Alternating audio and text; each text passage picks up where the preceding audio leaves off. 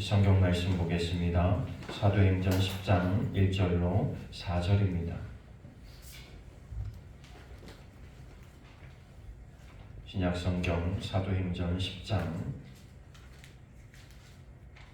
1절로 4절 말씀.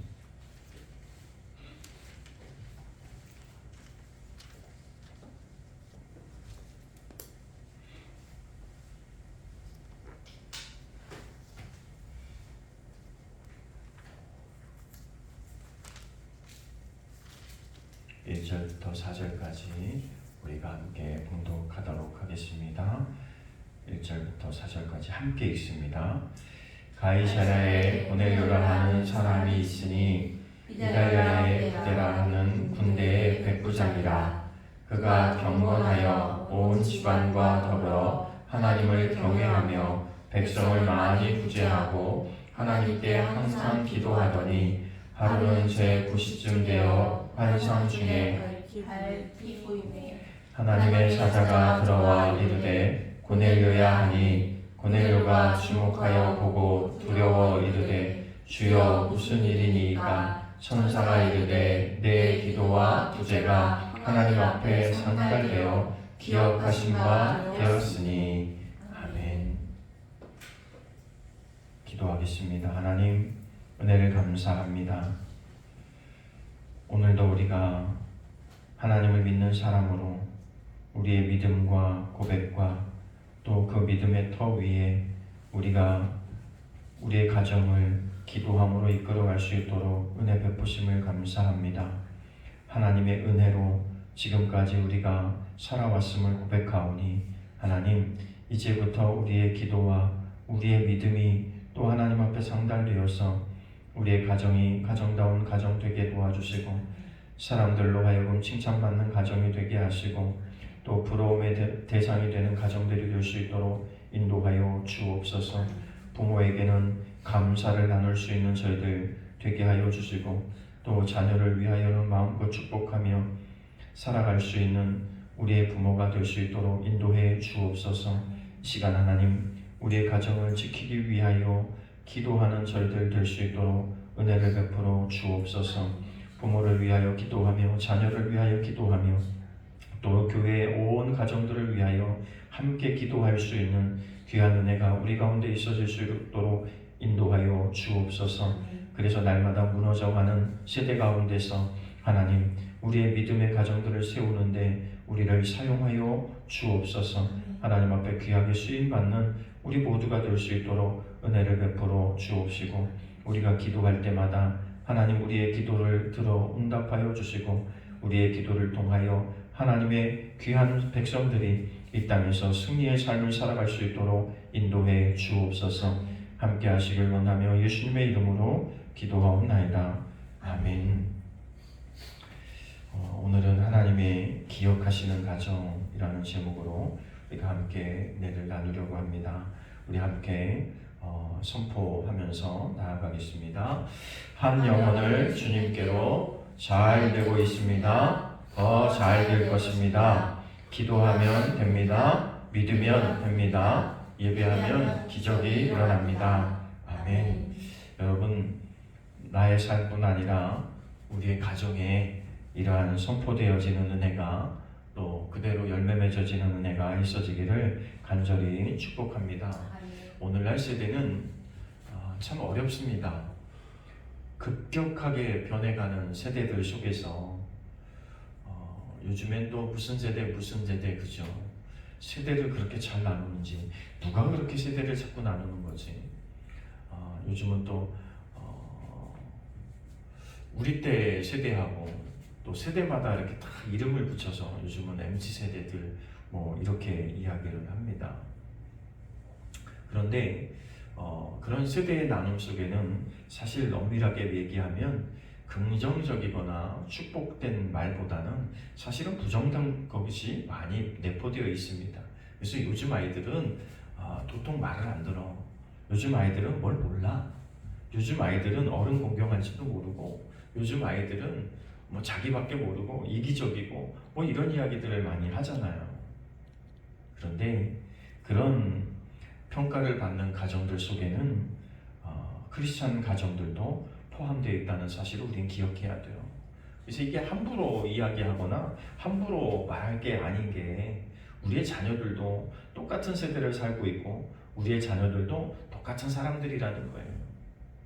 중요한 건 뭐냐면 우리가 가르치지 않은 게 문제죠. 우리가 가르치지 못한 게 문제죠. 그죠? 우리 어렸을 때는 회초리를 들어서라도 가르쳤죠. 아닌 건 아니라고 가르치고 이렇게 행동해라 저렇게 행동해라 반듯하게 가르쳤단 말이죠. 신발을 벗으면 한쪽에 잘 놓고 그죠? 사사건건 요즘 애들 같으면 사사건건 쫓아다니면서 뭔 잔소리를 그렇게 하는지 덴번에 그죠? 받아칠 거예요. 예전에는 왜 그렇게 했단 말이죠. 그게 통했던 이유는 뭐냐면 온 동네 사람들이 어른이고 온 동네 사람들이 생각하는 바가 똑같았어요. 어른을 보면 인사해라. 이건 뭐 지극히 당연한 거라고 생각하잖아요. 그런데 지극히 당연하다고 생각하는 것들을 요즘 MZ세들은 왜? 제가요? 꼭 해야 되나요? 뭐 이것이 아주 대표적인 언어라고 하죠. 직장에 취직해서도 제가요? 왜요? 뭐 이게 아주 다반사의 언어라고 하죠.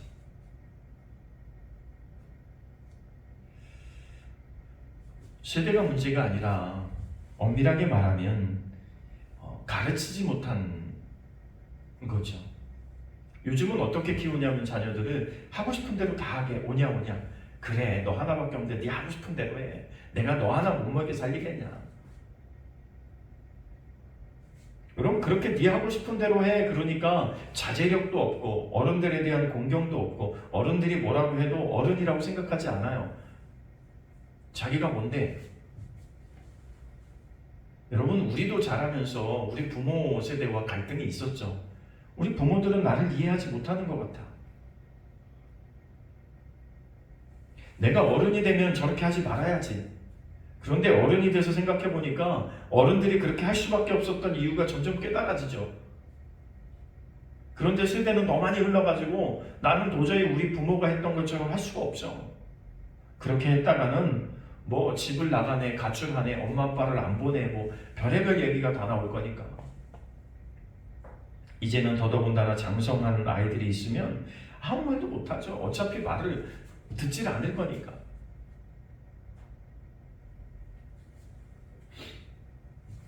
그래서 오늘날은 어른의 권위, 부모의 권위, 선생님의 권위, 직장 상사의 권위 뭐 이런 것들은 다 인정 안 합니다. 그죠?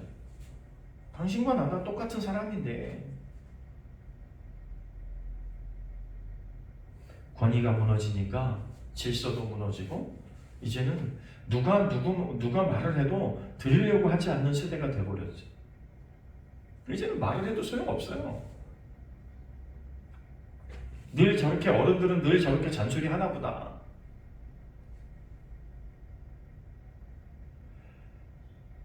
유대인들이 노벨상을 가장 많이 받는 민족이라고 하죠. 그런데 그들이 받는 상들은 물리학상이거나 화학상이거나 뭐 과학, 전문적인 과학 지식 분야에서 탁월한 재능을 발휘하죠. 그러면서 뭐 유대인의 교육법, 뭐 하브르타 교육, 뭐 이런 거 해가지고 교육 프로그램들이 세상에서 또 알려지고 또 세미나 같은 것도 열립니다. 그런데 그들의 교육의 대표적인 교육 방식은 뭐냐면 대화입니다.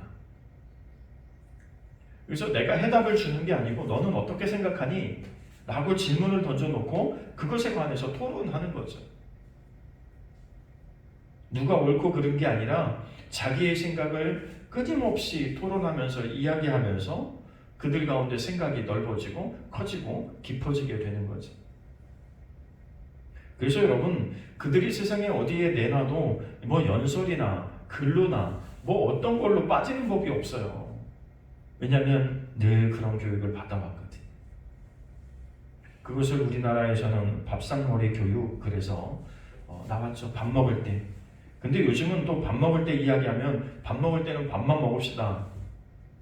최악의 왜 밥상에 앉아가지고 그런 이야기를 하냐고, 그죠? 근데 생각해보면 우리가 밥상에 앉을 때 이외에는 함께 할 수 있는 시간이 현대사회에는 점점 사라져버린 거죠. 부모도 마찬가지인 겁니다. 부모도 그런 대화하면서 하는 교육을 받아본 적이 없죠.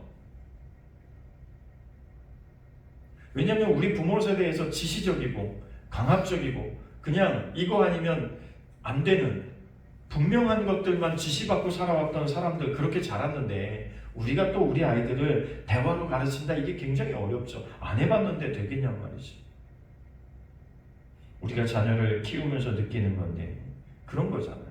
안 해봤으니까 참 어렵다, 그죠? 지금부터 나오면 더 잘 키울 수 있을 것 같은데 이미 나이가 많이 먹었죠. 한 번쯤 이걸 경험하고 나서 다시 돌아가서 아이를 낳는다면 조금 더 잘 키울 수 있을 텐데, 지금도 생각해보면 나아지는 부분도 있지만 여전히 후회로 남는 부분들이 더 잘할 수 있었는데 애초에 일찌감치 이렇게 생각했으면 좋았을 거라는 후회가 많이 들기도 하죠.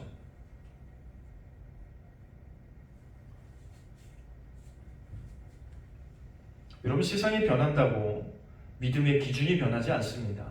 믿음의 과정이 변하지 않습니다. 구원이 변하지 않습니다. 세상이 변한다고 어른이 아이가 될 수는 없습니다.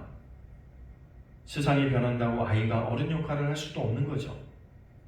세상이 변한다고 자녀가 부모 역할을 할 수는 없는 거고 부모가 자녀가 될 수도 없는 거죠. 선생님이 학생이 될 수도 없고 학생이 선생님이 될 수도 없는 거죠. 세대가 아무리 변해도 자기만의 고유한 영역과 역할이 주어져 있는데 이 주어진 역할을 자기 위치에서 잘 할 수 있는 것, 그것은 바로 가정에서부터 시작되는 거죠. 서두에 말씀드렸지만 신발을 벗으면 똑바로 나라. 요즘은 그냥 신발 벗으면 아무데나. 저희 집도 똑같아요. 한 짝은 여기 있는데 한 짝은 저쪽에 있고. 맨날 비좁아가지고 5명, 6명 신발 벗어놓고 또 한 켤레씩이 아니라 2개씩 벗어놓으면 신발이 꽉 차가지고 자기 신발을 찾아야 되거든요. 도대체 한 짝은 어디 있는 거예요? 그런데 예전에는 그렇게 찾지 않았어요. 왜냐하면 순서대로 쫙 항상 신발을 자기 자리에 딱 벗거든요. 삶이 그때 당시는 훨씬 편했던 것 같아요. 생각해보면, 그죠? 딱 자기 자리에 있으니까 찾을 필요도 없고, 어른을 보면 인사하고, 동네 어른들 보면 다 인사했어요. 옛날에는, 그죠? 길 가면서 침 뱉지 말고. 근데 요즘은 이런 것들이 다 사소하잖아요.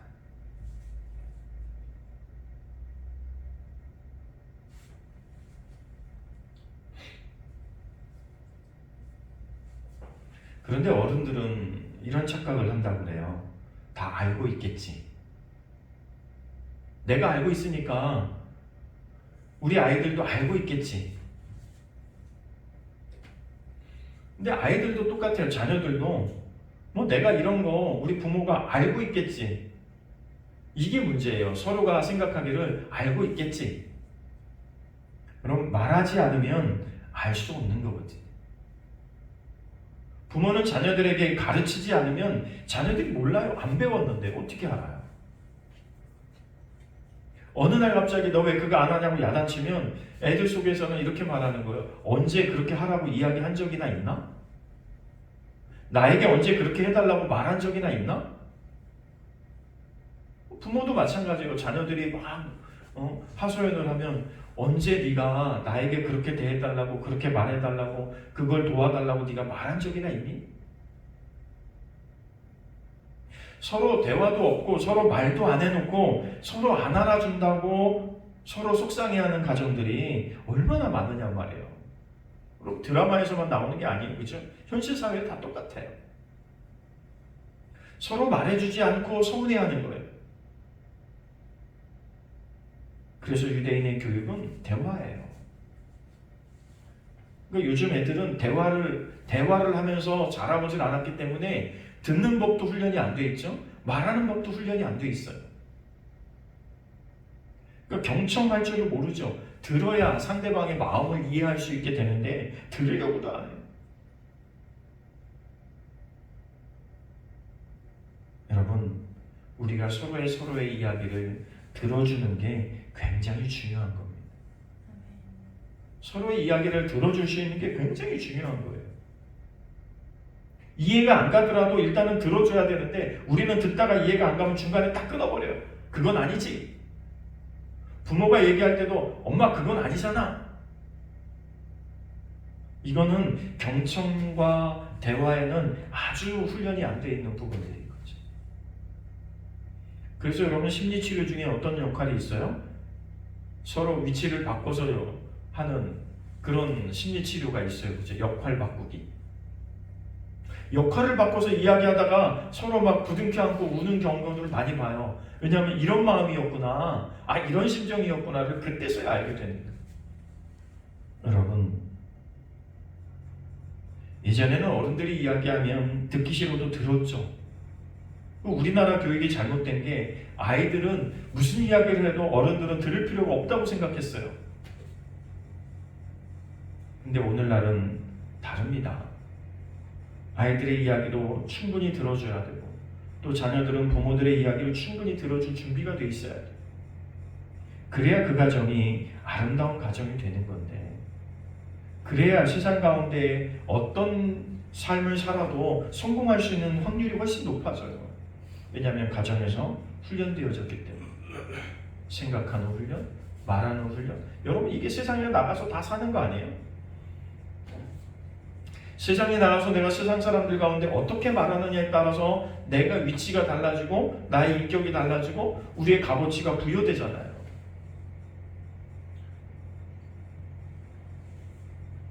그래서 대화의 교육이 됐든 하브루타 교육이 됐든 밥상머리 교육이 됐든 중요한 건 뭐다?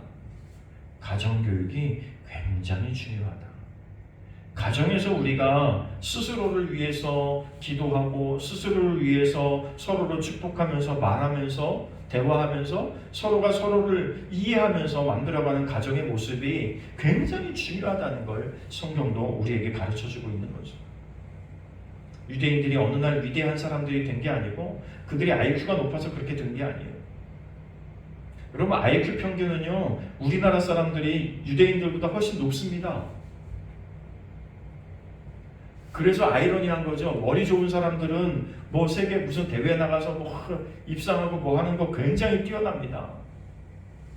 그런데 왜 유대인들처럼 세상을 지배할 수는 없을까요? 머리가 좋다고 해결된 문제가 아니라는 거예요. 오늘날 부모들은 공부만 잘하면 돼. 중요한 건 공부가 아니고 중요한 건 가정에서부터 서로가 서로를 배려하는 교육에서부터 시작되는데 우리 다 무시해요. 오늘날 안타까운 건요, 자녀들을 서로 다 미루어요. 어린이집이나 유치원 보내면 부모들이 뭐 하냐면 유치원 선생님이나 어린이집 선생님한테 다 미루는 거예요. 알아서 다 가르쳐 주겠지. 그리고 유치원 선생님이나 이런 분들도 가르치면 뭐 하냐면 내가 꼭 이것까지 가르쳐야 돼? 이건 엄마 아빠가 가르칠 거야. 서로 미뤄요. 오늘날 아이들이 참 불쌍해요. 근데 예전에는 서로 미루지 않았죠. 온 동네 사람들이 자녀 하나를 키웠어요. 그죠? 자녀들을 동네 사람들이 다 같이 키웠어요. 누가 없어도 그냥 밥 다 걷어 먹이고, 그죠? 그러면서 교육도 시키고 이렇게 사는 게 좋은 거야. 너희들 우위에 있게 지내야 돼. 저 어렸을 때 보면 친구 부모 집에 가서 부모님들이 밥을 해주시거나 식사를 대접하면서 늘 하는 말이 이거였어요. 우리 아들하고 친하게 지내, 잘 지내, 이런 말이 대부분이었어요. 그러니까 사실은 이 밥 한 숟가락 주는 게 뭐예요? 뇌물이에요. 좋은 친구가 돼달라는. 여러분, 그렇게 밥 한 숟가락 얻어먹고 나면 그 친구하고 설사 무슨 일이 있어서 다투고 싸우게 된다고 할지라도 미움의 대상이 되진 않습니다. 금방 또 화해하죠. 오늘날은 화해도 잘 못해요. 왜냐하면 화해하는 법을 배워본 적이 없거든요. 어떻게 화해해야 되는지를 경험해 보질 않았거든.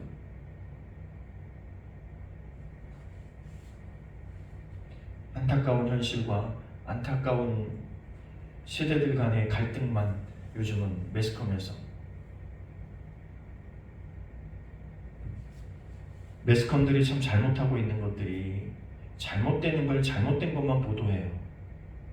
어떻게 하면 더 좋은 가정이 되고, 어떻게 하면 더 좋은 세대가 되고, 어떻게 하면 더 훌륭한 사람이 될 수 있는지를 말해주거나 가르쳐주진 않아요. 여러분, 교회에서도 요즘 마찬가지죠. 그냥 교회 오면 맛있는 거나 주고 좋은 프로그램이나 하고, 그래서 애들 비유나 맞춰가지고 그 아이들 그냥 많이 모이면 야 우리 많이 모인다, 그것으로 만족하는 그런 것들이 요즘 교회들의 대부분이니까 안타까운 거죠. 정말 한 명이 됐든 소수가 됐든 이 아이들을 다음 세대, 믿음의 세대로 키워내야 되는데, 어떤 목사님이 이렇게 말씀하시더라고요. 왜 다음 세대들을 위해서, 어린아이들을 위해서 그렇게 애쓰고 수고하십니까? 라고 질문하니까 그 목사님이 이렇게 얘기하시더라고요. 뭐 김포의 어느 교회 목사님이시던데 이렇게 말씀하시더라고요. 우리가 우리 다음 세대까지만 책임지면, 어려운 게 아니라 우리가 우리 다음 세대까지만 책임지면 그 아이들이 그 다음 세대는 책임지면 되지 않냐. 그래서 나는 이 다음 세대들을 위해서 지금 애쓰고 수고하고 헌신하고 있습니다. 이렇게 말하더라고요. 그럼 다시 말하면 무슨 말이에요? 내가 우리의 자녀들만 잘 키우면 돼요. 그죠? 우리의 자녀들만 잘 키워내면, 믿음 안에서 잘 키워내면 우리의 다음 세대를 걱정할 게 아니고, 다음 교회를 걱정할 게 아니고, 다음 믿음을 걱정할 게 없다는 거예요. 그럼 그 아이들이 또 그 다음 세대 자기의 믿음대로 또 잘 길러내겠죠.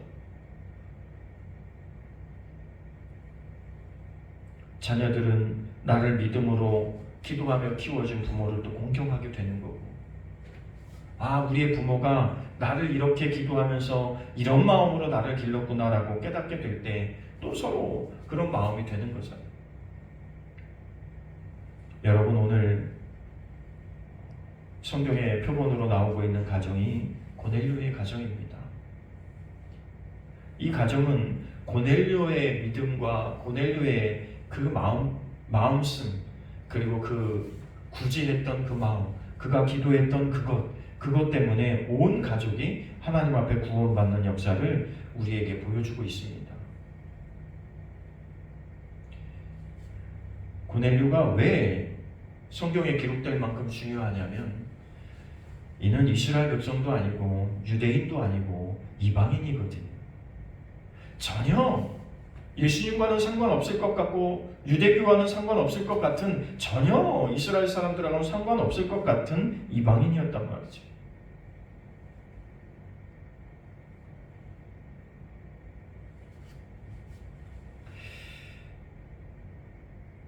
그럼 보통 이스라엘에서 살면 뭐 유대교로 개종하는 사람들도 종종 있었지만, 이 사람은 유대인교로 개종한 사람도 아니에요. 그런데 성경을 보면 그럼에도 불구하고 유대인도 아니고 이스라엘 사람들도 아닌데 예수님을 믿고 따르는 사람들을 우리는 종종 발견하게 돼요. 근데 그 대표적인 인물이 오늘 고넬료라고 하는 사람이라는 거예요. 세대가 어떻게 흘러가든지, 세상이 어떻게 흘러가든지 상관없이 우리는 우리의 식대로 우리의 자녀들을, 우리의 부모를 위해서 기도하고 우리의 자녀들을 길러낸 책임이 우리 가운데 있는 거죠. 그 세상의 가정은 이래야 돼 라고 말하는 거에 상관없이 우리는 믿음의 가정이기 때문에 우리가 믿음을 지켜서 이런 가정을 일구어야 되라는 기준과 가치가 반드시 우리 가운데 있어야 된다는 거예요. 성경이 이렇게 말합니다. 너희는 이 세대를 본받지 말고 오직 마음을 새롭게 함으로 변화를 받아 하나님의 선하시고 기뻐하시고 온전한 뜻이 무엇인지 분별하라. 로마서 12장 2절 말씀입니다. 세상 사람들은 오늘날 가정이 이래야 된다, 자녀는 이렇다, 부모는 이렇다라고 말합니다. 그런데 그런 게 중요한 게 아니고 우리는 우리의 시기 필요하다는 거예요. 그게 뭐예요? 믿음의 가정, 믿음의 교육이 필요하다는 거죠.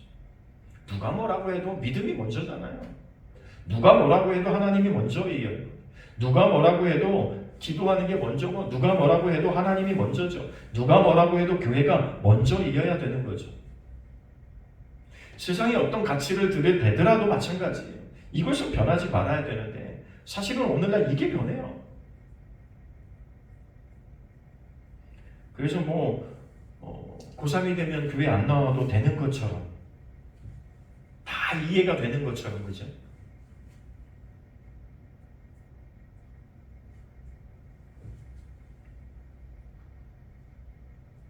근데 반대의 경우도 있어요. 교회 나와서 찬양하고 찬양대 인도하고 교회 나와서 헌신하는데 하루 종일 교회에 와서 봉사하다 가는데 도대체 제가 몇 학년인 줄 아세요? 제가 바로 고3이에요.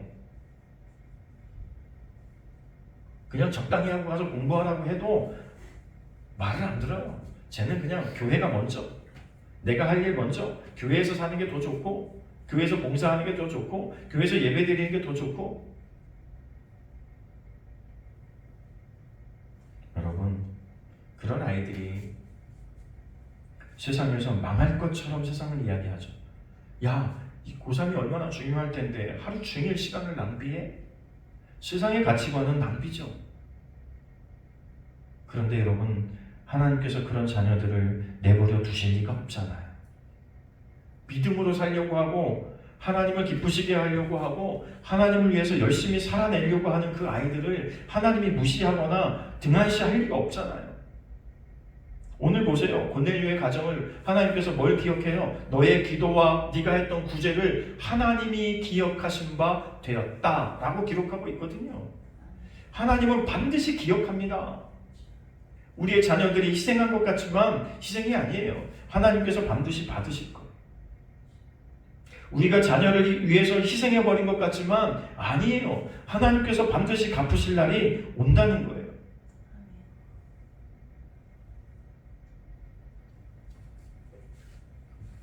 어거스틴의 엄마의 이야기들을 세상은 많이 합니다. 교회들에서도 많이 하죠. 방탕하고 타락한, 오늘 우리에게는 성 어거스틴으로 기록되고 있지만 그는 성스러운 사람이 아니었습니다. 방탕하고 타락하고 율락가에 드나들고, 오늘날로 말하면 세상의 말종 같은 아주 그런 삶은 처참하게 비참한 삶을 살았던 사람이에요. 그런데 그의 어머니가 그를 위해서 밤낮 기도합니다. 여러분, 그가 나중에 하나님 앞에 돌아와서 우리가 생각하는 존경한 사람이 됐을 때 그는 어머니의 기도를 기억한다고 말하고 있습니다. 여러분, 지금은 몰라도 우리의 자녀들이 엄마의 기도를 기억할 날이 반드시 옵니다. 그리고 우리의 기도가 땅에 떨어지지 않고 반드시 하늘에 상달됩니다. 그리고 내가 애쓰고 수고하면서 때로는 세상 가운데서 희생당하고 때로는 세상 때문에 무시당하는 것 같고 세상과 따라갈 수 없는 것처럼 생각할 때가 많지만, 그러나 여러분, 하나님께서 지혜를 주시면 그 어느 누구도 감당할 수 없는 일을 우리의 자녀들은 해낼 수 있습니다. 한순간이거든요. 어떤 글에 보니까 그런 글이 있더라고요. 고난의 때는 길지만 기적은 순간이다.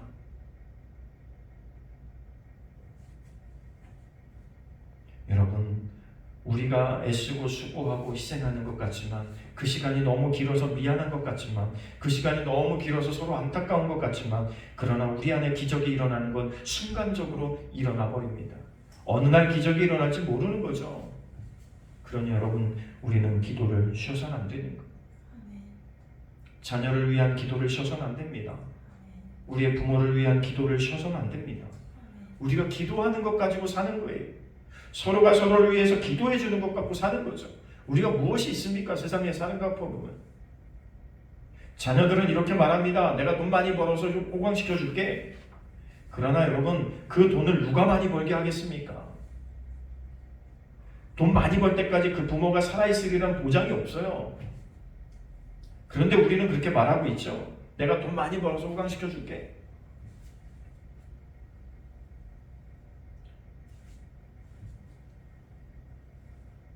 그게 아니라 지금 우리의 역할을 다하는 게 필요하다는 거예요. 그게 제일 중요한 역할이 뭐예요? 기도하는 거죠. 부모들은 자녀들에게 말합니다. 내가 이건 못해줘서 미안해. 이건 못해줘서 미안해. 여러분 미안할 거 하지 말고 여러분이 할 수 있는 최고의 선물을 우리 자녀들에게 주는 거예요. 그게 뭐예요? 하나님 앞에 그 영혼을 부탁하는 자녀를 위한 기도입니다. 예수님 뭐라고 말씀하세요? 마지막 때가 되면 뭐라고 말해요? 복음서는 뭐라고 말하고 있습니까? 너희 자녀들을 위해서 울라. 자녀를 위해 울라는 거예요.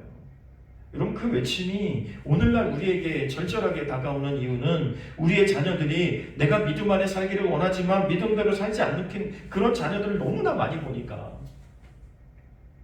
세상에서 문제를 일으키고 말썽 부리는 사람들이 집사의 자녀들이고 권사의 자녀들이고 장로의 자녀들이고 목사의 자녀들이니까 세상에 복음을 이야기하기도 부끄럽고 교회를 이야기하기도 부끄럽고 믿음을 이야기하기가 부끄러운 세상들이 그런 세상이 우리 가운데 펼쳐지고 있으니 여러분 오늘 여기 있는 우리가 회개해야 됩니다. 서로를 위해서 기도하지 못했구나. 서로를 위해서 기도하는 죄를 우리가 기도하지 못하는 그런 죄들을 지으며 살았구나. 여러분 어떻게 하든 우리는 믿음으로 살아야 됩니다. 우리의 부모가 믿음으로 자라낼 수 있도록 믿음 안에 승리할 수 있도록 기도해 줘야 됩니다. 우리의 자녀들이 믿음에 설 수 있도록 믿음에 붙잡힐 수 있도록 하나님을 먼저 생각하며 살아갈 수 있도록 여러분 기도해야 합니다. 우리가 이 기도를 멈추면 우리는 다음 세대를 생각할 수 없습니다. 다음 세대의 교회를 꿈꿀 수도 없게 될지도 모릅니다.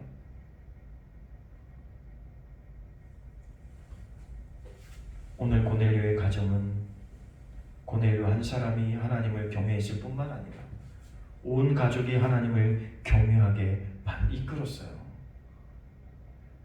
여러분 예수님의 제자도 아니고 예수님의 제자들과 함께 친하게 지냈던 관계도 아닌데 어떻게 복음을 받아들였을까? 그리고 그가 외롭게 이방인으로서 하나님을 영접하고 예수 믿고 살았는데 어떻게 그가 그 가정조차도 그렇게 만들어갈 수 있었을까? 참 아이러니죠. 여러분 우리가 오늘 믿음 생활한다고 하면서도 우리가 우리의 자녀와 우리의 부모가 내 뜻대로 안 되는데 그죠?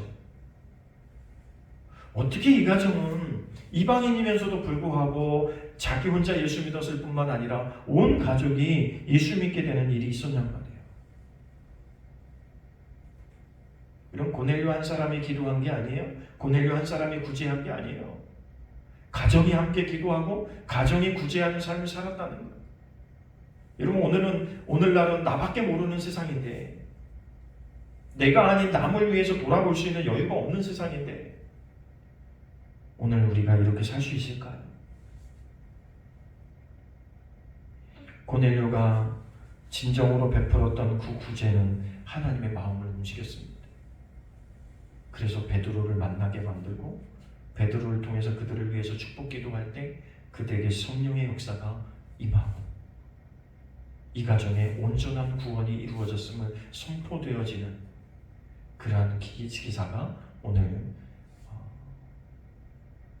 사도행전 10장의 기록입니다. 여러분 우리는 뭐가 없다 이런 이야기를 많이 하잖아요. 있는 것 가지고 하면 되는데 우리는 늘 없는 것을 고민해요.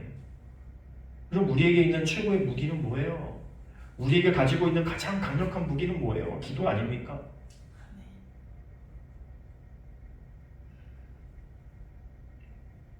고넬료는 자기가 가지고 있는 소유를 팔아서 구제에 나섭니다. 내가 하나님을 알고 나니까 내가 지금 하나님을 알고 있는 이 기쁨을 누리고 있는 것이 너무나 감사하고 들떠서 그냥 있을 수가 없는 거죠. 그가 구제하면서 뭐 했겠습니까? 내가 믿는 하나님 좀 믿어봐. 내가 아는 예수님 좀 한번 믿어봐. 그러면서 그가 그냥 있는 것 가지고 구제하면서 나누지 않았겠냔 말이죠. 고넬료 한 사람의 그 기도가 온 집안을 구원으로 인도했음을 여러분 기억하시고 오늘 나 한 사람의 기도가 별건 아닌 게 아니고 나의 기도를 통해서 우리의 가정이 온전해지고 나의 기도를 통해서 우리의 가정이 하나님 앞에 기억하신 바 되고 나의 기도를 통해서 우리의 가정이 세상 사람들에게 본이 되고 나의 기도를 통해서 세상 사람들에게 드러날 만한 멋진 가정의 모습이 이루어질 수 있다고 하는 사실을 믿음으로 꿈꾸며 기도하는 저와 여러분 되시길 바랍니다. 우리 한번 손을 얹어 보겠습니다. 가슴에. 하나님, 기도를 쉬지 않겠습니다. 기도를 쉬지 않겠습니다. 우리의 기도에 응답해 주세요. 우리의 기도에 응답해 주세요. 그러면서 이름 부르는 거예요. 자녀의 이름을 부르고 부모의 이름을 부르고 형제의 이름을 부르는 거죠. 시간이 없으면 이름만 부르는 거예요. 하나님 아시죠? 여러분 아무리 바빠도 기도할 수 있다고 제가 지금 이렇게 계속 여러분들에게 보여주고 있는 거잖아요. 한마디도 할 시간이 없다는 거 거짓말 아니에요? 그렇지 않아요? 머릿속에 내가 내 자녀들의 이름을 떠올리면서 하나님 제가 기도하고 있으니까 하나님이 자녀를 지켜주세요. 하나님 우리의 부모를 지켜주세요. 나와 함께 하시는 하나님이 내 부모와도 함께 하시길 바라요. 나와 함께하는 하나님이 우리의 자녀와 함께하길 바라요. 여러분 이 정도 기도할 시간이 없다는 건 이건 변명이잖아요. 여러분 우리의 기도가 가정을 가정답게 만듭니다. 하나님이 칭찬할 만한 가정 만듭니다. 세상에 부러워할 만한 가정이 되는 거예요.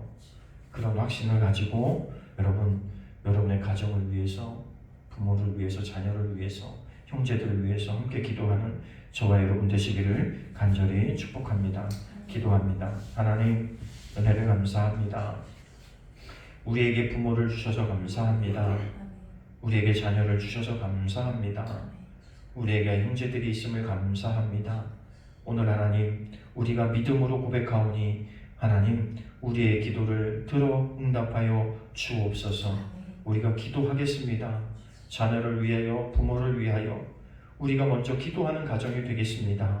하나님 우리의 기도에 들어 응답하여 주옵소서. 그래서 하나님이 기억하시는 가정 되게 하여 주옵소서. 이방인도 구원하신 하나님 오늘 우리의 믿음을 보시고 우리의 가정을 하나님께서 구원하실 줄로 믿습니다. 이 기도를 쉬지 않게 도와주시고 우리의 기도를 통해서 우리의 자녀들이 어디 있든 간에 하나님의 보호하심이 있게 도와주시고 우리의 기도를 통해서 우리의 부모가 어디에 있든 간에 하나님 그곳에서 하나님의 지키시고 보호하심을 경험할 수 있도록 하나님 역사에 주옵소서. 우리의 기도를 들으시는 하나님 우리의 기도를 통하여 우리의 가정이 가정다워지고 하나님을 기쁘시게 하는 가정 되게 하여 주옵시고 무엇보다 하나님께서 기억하시는 가정이 되게 하여 주옵소서. 함께 하시길 원하며 예수님의 이름으로 기도하옵나이다. 아멘.